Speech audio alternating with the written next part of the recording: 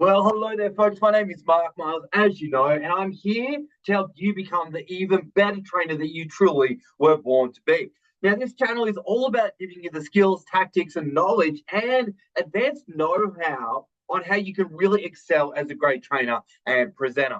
Now, in today's video, it's all about how do you define your success?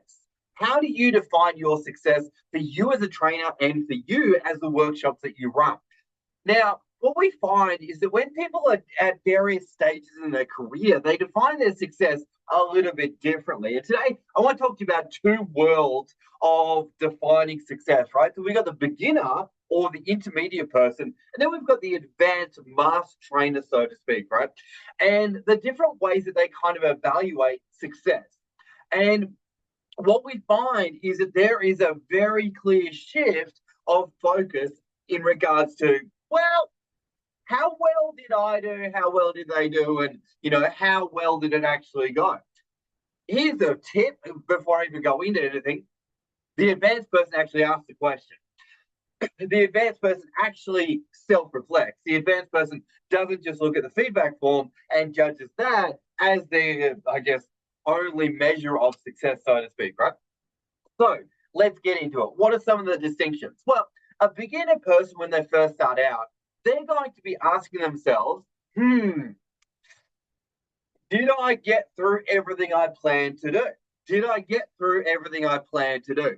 The master trainer, they don't really care about that, but I'll keep talking about that later. Did I get through everything I planned to do? Did I get through all my slides? Did I get through everything I planned to do? Did I get through, right? Second thing they care about is, did everybody participate? Did everybody participate? Next, when I asked a question, did people respond or was there prolonged crickets? All right. Never something you want to have, apparently.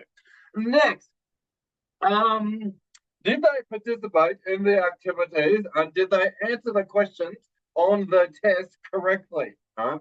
So that's what the beginner cares about.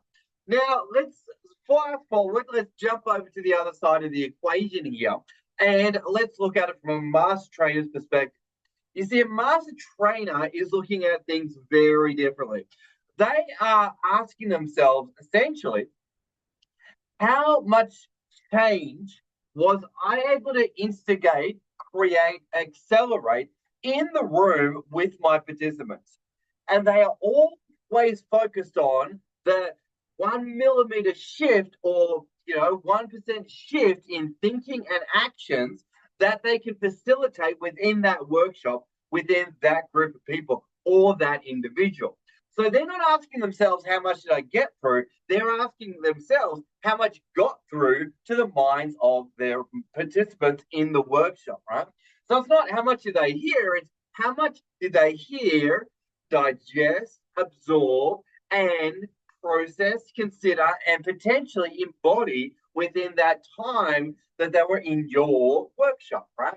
So it's not how much did I get through, it's how much did I get through to my audience. So they may be looking at how many aha moments did the audience have.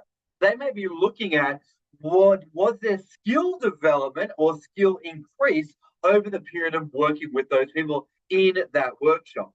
Or conversely, how much did they actually remember from the last workshop you actually taught them?